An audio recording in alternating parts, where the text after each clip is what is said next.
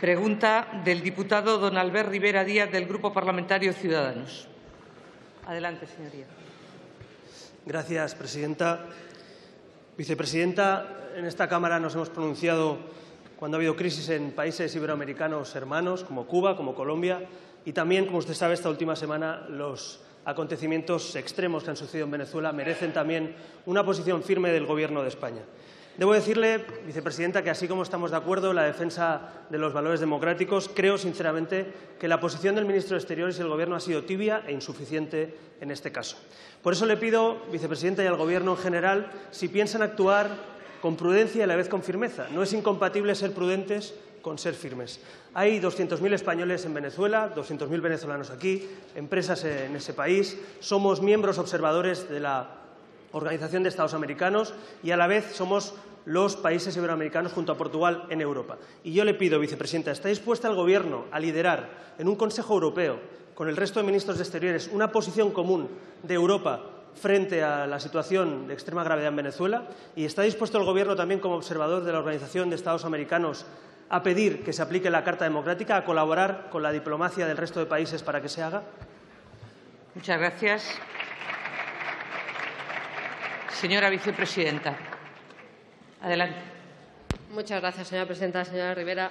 Señor Rivera, el Gobierno está seriamente preocupado por la crisis constitucional que se está produciendo en Venezuela. Las sentencias del Tribunal Supremo del 28 y del 29 de marzo están comprometiendo aún más la democracia y el Estado de Derecho en ese país al supeditar la inmunidad parlamentaria y las competencias de la Asamblea Nacional.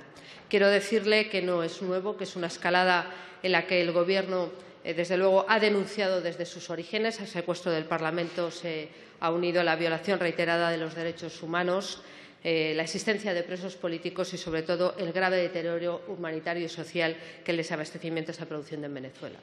Y quiero decirle que la comunidad internacional, y esto es muy importante, está reaccionando de forma contundente y casi unánime, la casi unanimidad que no estamos logrando en esta Cámara.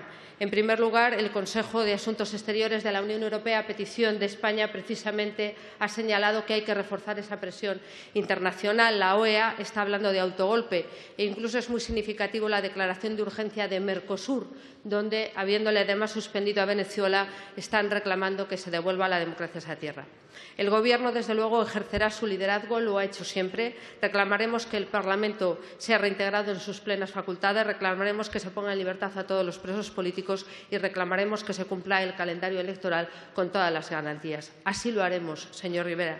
Y permítame que le diga, si quiere usted hablar de tibieza y de perfiles, el primero que demostró perfil en este tema es el presidente del Gobierno, el presidente del Gobierno de España, el señor Mariano Rajoy, que fue el primer jefe de Gobierno que recibió a la señora Lilian Tintori. Después vinieron otros, incluido usted, pero la primera persona que recibió a la mujer de ese preso político en nuestro país y en el resto del mundo fue el presidente del Gobierno. Creo que pone de manifiesto el liderazgo que está llevando este grupo parlamentario y este Gobierno. Muchas gracias.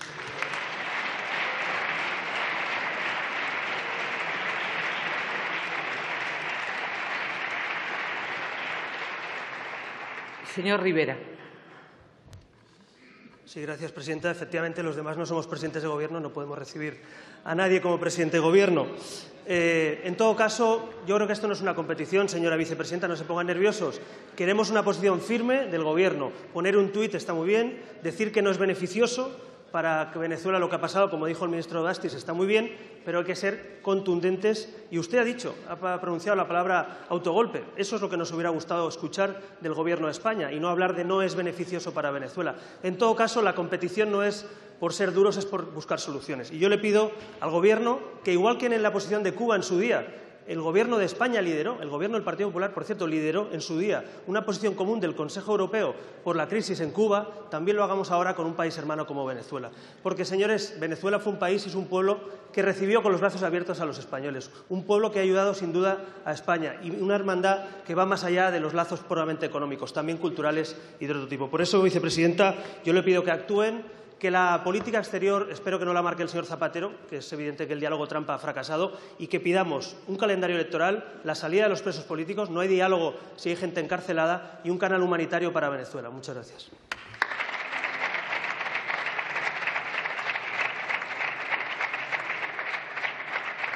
Señora vicepresidenta.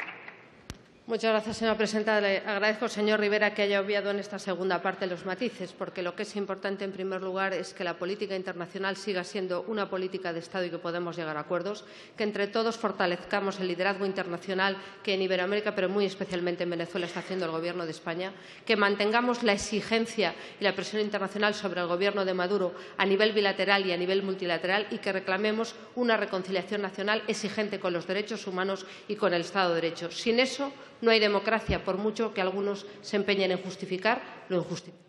Muchas gracias, señora vicepresidenta.